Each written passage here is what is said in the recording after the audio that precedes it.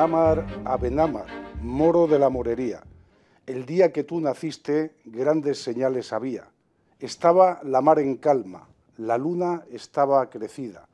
Moro que en tal signo nace, no debe decir mentira. No te la diré, Señor, aunque me cueste la vida. Yo te agradezco, Abenámar, aquesta tu cortesía.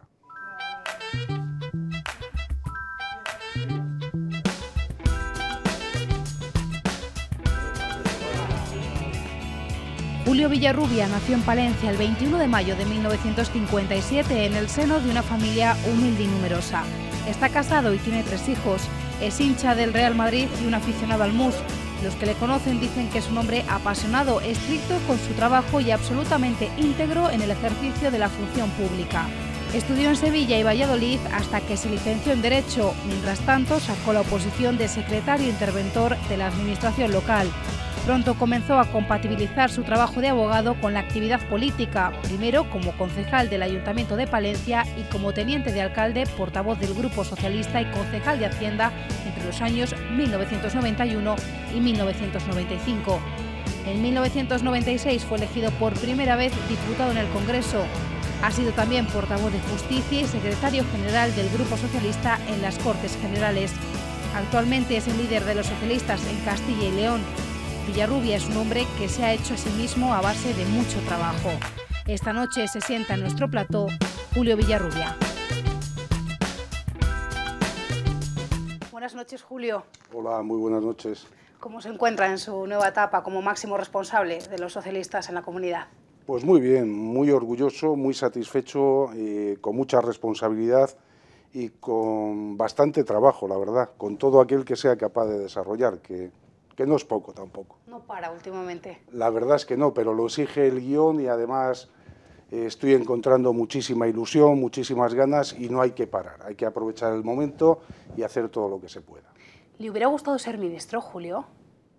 Yo estoy muy contento con lo que he sido, la verdad, y con lo que soy. Además, yo siempre digo que es mucho más importante cómo eres que lo que eres y demostrar cómo eres en cada función y en cada sitio que estés en cada momento. Por lo tanto, de verdad que a veces me lo habéis preguntado, ni lo he pensado, ni me preocupa, y he hecho una labor en el ámbito de lo público apasionante, desde el principio en el Ayuntamiento de Palencia hasta los últimos tiempos, haciendo leyes que han sido una revolución de derechos y libertades en la etapa de gobierno socialista, en mi función de portavoz de Justicia. Por lo tanto, de verdad estoy muy satisfecho de lo que he hecho hasta ahora y espero seguir haciendo un poco más todavía. ¿Cree que ha tocado techo desde el punto de vista político?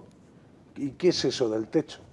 Yo creo que ser lo que he sido y lo que soy es un orgullo, una responsabilidad y un orgullo. Insisto que lo más importante es cómo eres que lo que eres y estar al servicio y ser coherente con lo que dices que representas. Y eso es lo que de verdad yo lo intento. ¿Ha cambiado mucho el Congreso? ¿El de los diputados? Sí.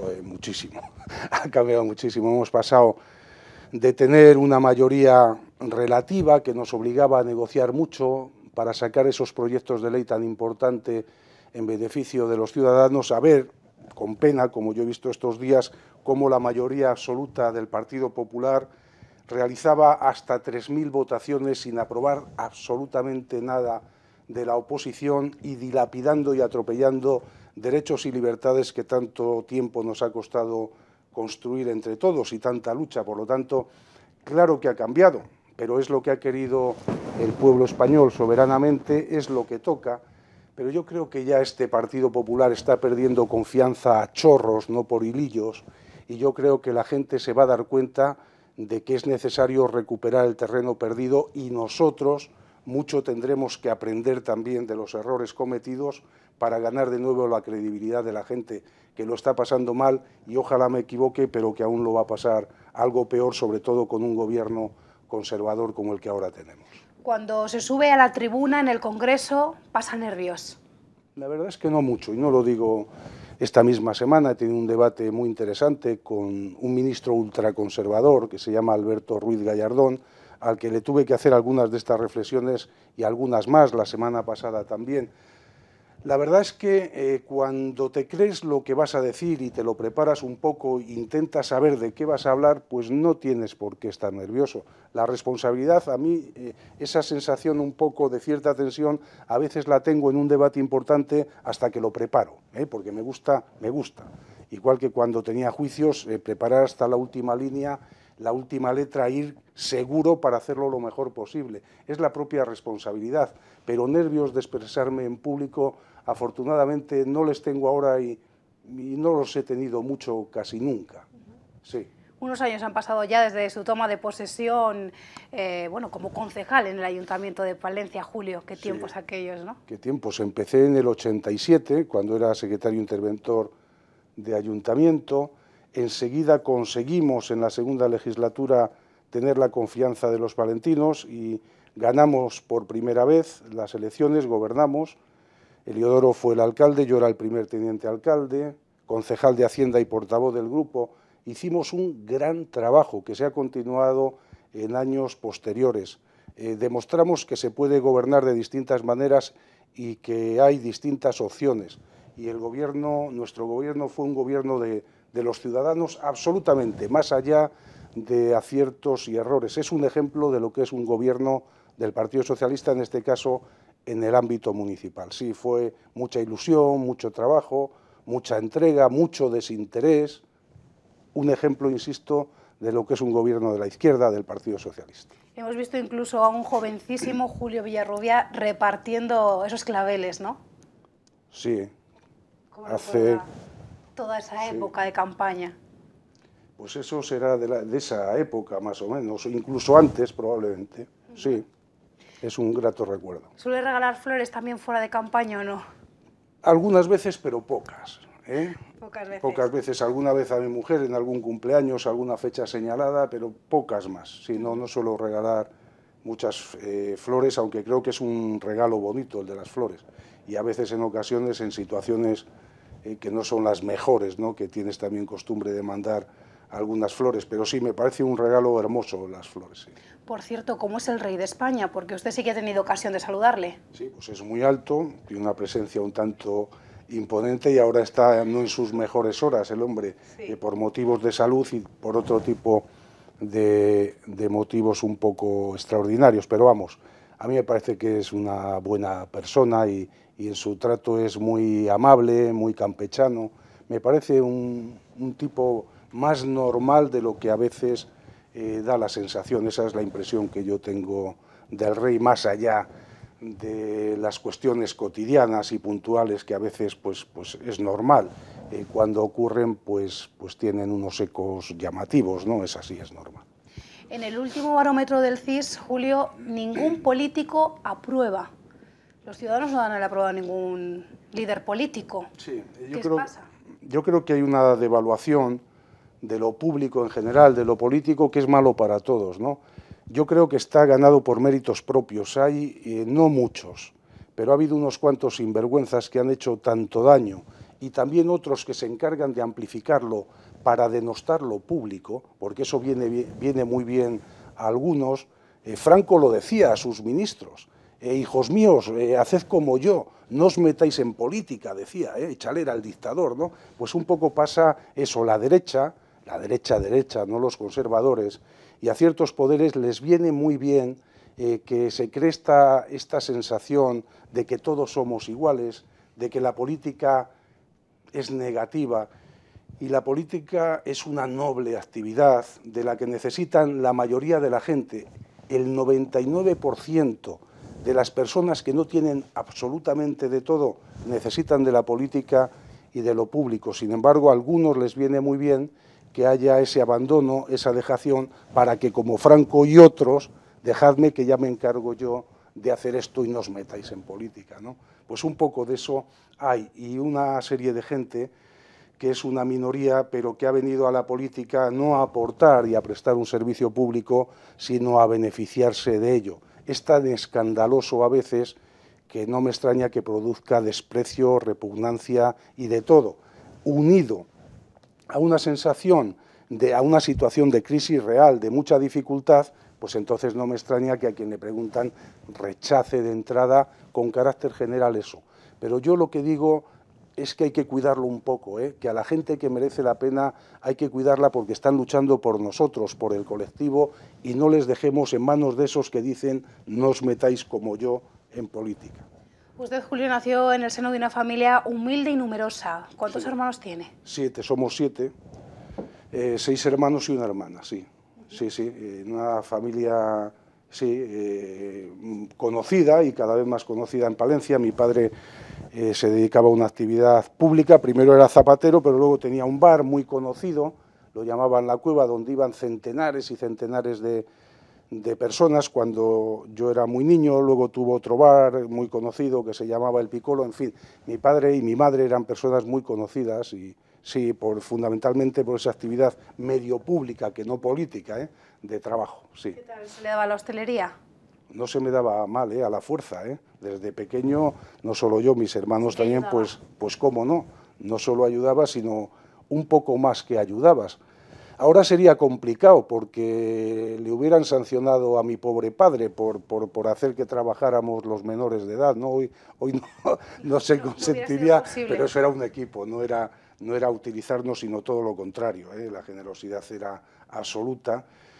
Y de hecho, todos los hermanos en una familia muy humilde tuvimos ocasión de estudiar y, en fin, pese a las dificultades del momento, y salir adelante luchando, claro. ¿Precisamente en el bar se reunían para ver el fútbol, los partidos? Sí, en el bar se juntaban, yo recuerdo, a veces hasta 200 personas y más, viendo los partidos todavía en blanco y negro. Hablo del año 50 y tantos, de aquella época dorada de las Copas de Europa en blanco y negro del Real Madrid, pero para los del Barça que nos estén escuchando, que sepan que tenemos varias también en color y que esta se nos ha escapado por muy poco, la de este año. ¿Es del Real Madrid? Está clarísimo. Soy del Real Madrid y poco del Barça, poco del Barça.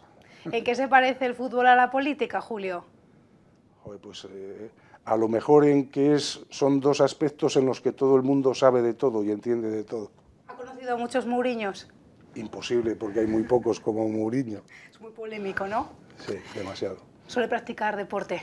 Practico poco, he practicado más antes, pero me gusta muchísimo todo el deporte, casi todo el deporte y sobre todo el deporte de alta competición, los partidos internacionales, de casi todos los deportes me gusta. ¿Baloncesto sí que practicó? Practiqué y bastante, sí, hasta una época, claro. Aunque lo suyo sin duda fue el tenis de mesa. También ahí tuve algunos galardones, como fui campeón, sí, de Castilla y León y algunas cosillas más, sí, hace ya demasiado tiempo, claro. Sí. Con tan solo 13 años, Julio comenzó a estudiar en la Universidad Laboral de Sevilla. Sí, primero en Cheste a los 13, Valencia, y a los 14, en efecto, en Sevilla. Estuve 5 años en la Universidad Laboral de Sevilla, sí. ¿Allí qué estudió? ¿Qué empezó a estudiar? Allí hice oficialía electrónica. Ajá. Sí. Supongo que no hay nada que se les resista, ¿no?, de la electrónica en casa, ¿o sí? ¿Te lo han contado o qué? ¿No? Porque es que es verdad que yo monté un televisor entero y se parten de risa todos los que me conocen, porque ahora yo no cambio ni un enchufe, y es verdad que tengo el título de oficialía electrónica y con el que teóricamente pudiera vivir de eso, ¿no? Es una vergüenza en este momento. Cambié de útiles, me pasé a otra cosa y abandoné hace décadas aquella historia de la electrónica. Es verdad, supongo que te lo han contado. Sí, sí, algo me han dicho.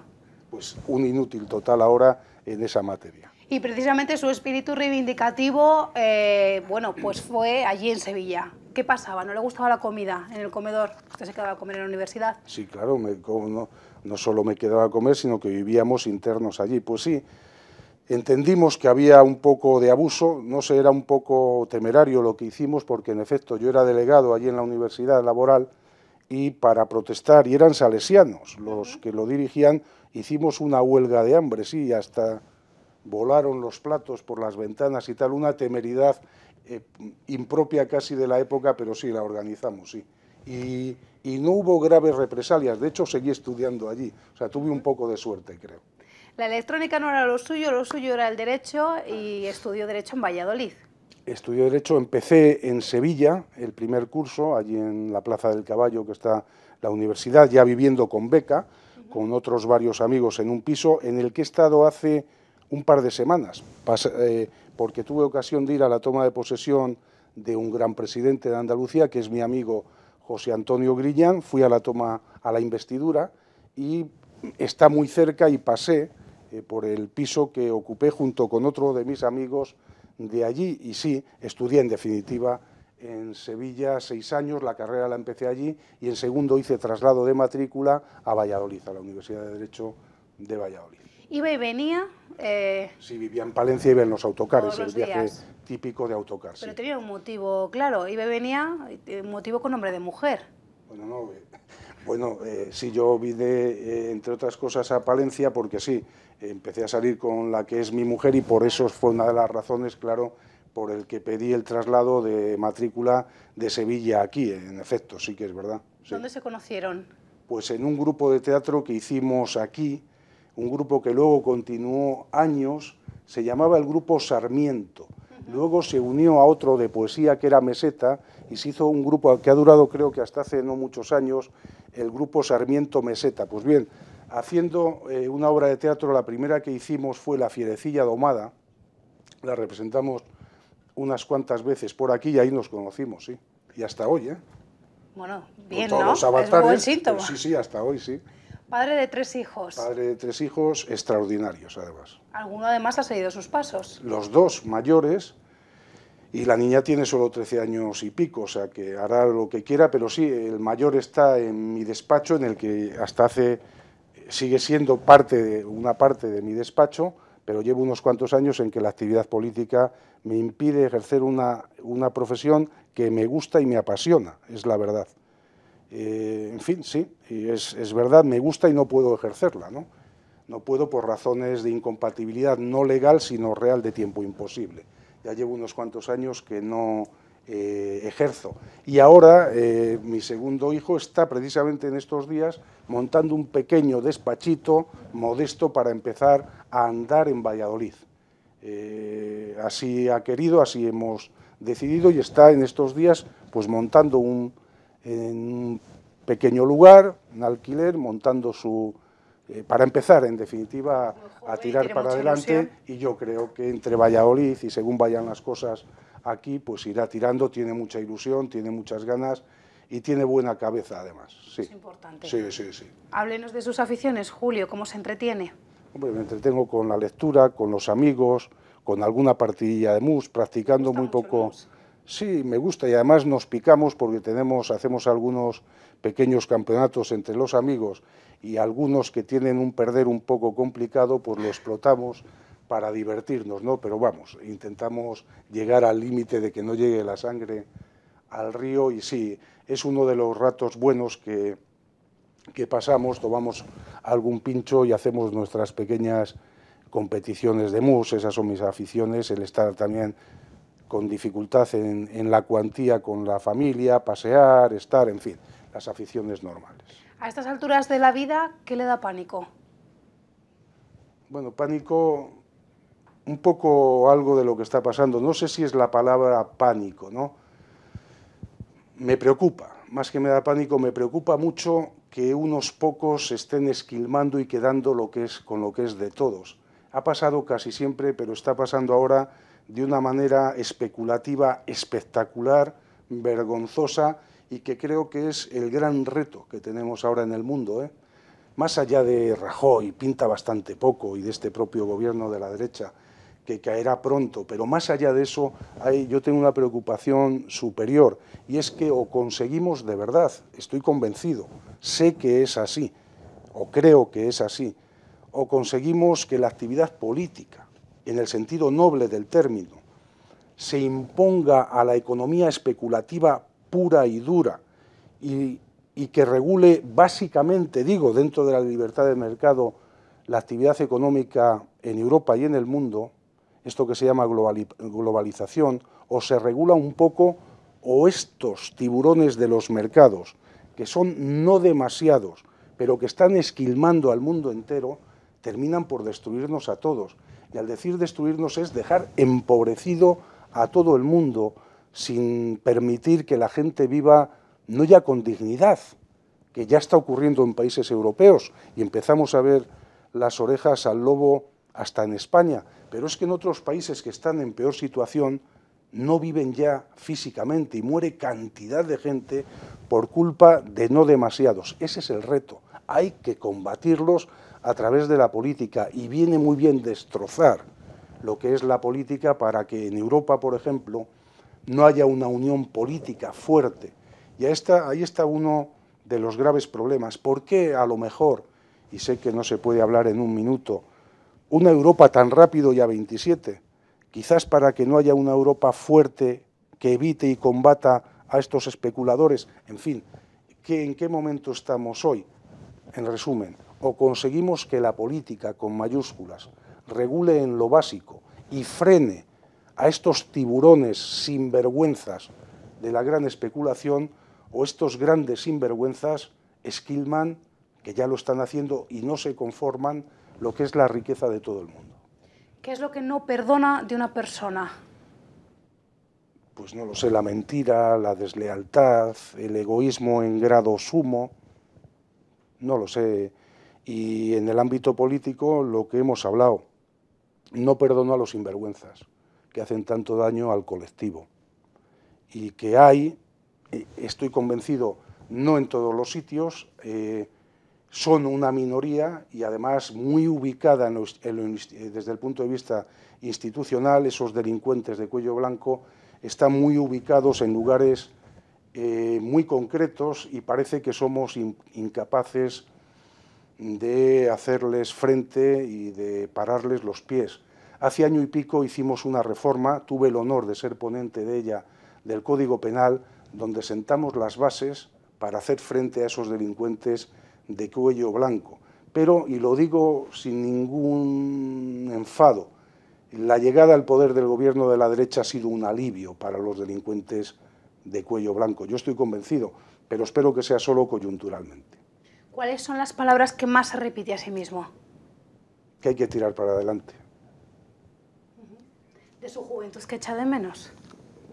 Pues no demasiadas cosas, porque cada momento de la vida tiene lo que tiene, ¿no? Pero bueno, echaría de menos quizás una mayor energía, más vitalidad, pero a cambio pues no tenías otras cosas que luego adquieres. Pero desde luego hay que vivir cada momento, y si pudiera recuperar el tener, no sé, lo diría todo el mundo, ¿no?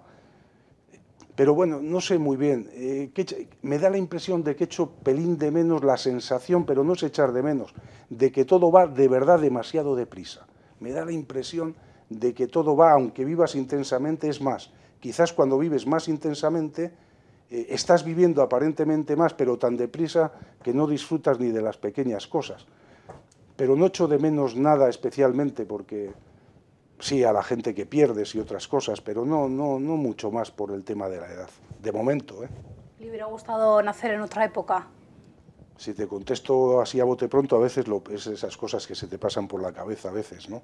Yo qué sé, la época del Imperio Romano, en algunos momentos la época medieval, pero solo por una temporadilla, ¿eh? Esa curiosidad histórica, no mucho más, porque vivieron todos mucho peor que nosotros, aunque estemos... Pero sí, a veces esas cosas que juegas intelectualmente y piensas, y bueno, alguna vez, últimamente no, porque no tengo tiempo ni para eso, pero a veces sí me lo he imaginado, y en bromas lo he comentado con algunos. ¿Te imaginas en esta época, en los castillos y tal, esas películas que a mí me encantan, también de la época del Imperio Romano en su auge y la época medieval, no la parte de la miseria, porque si profundizamos ya no vale en eso del juego del momento, ¿no?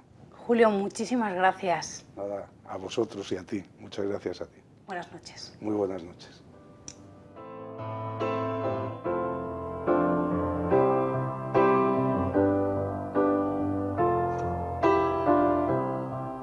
When I find myself in times of trouble, Mother Mary comes to me, speaking words of wisdom, let it be.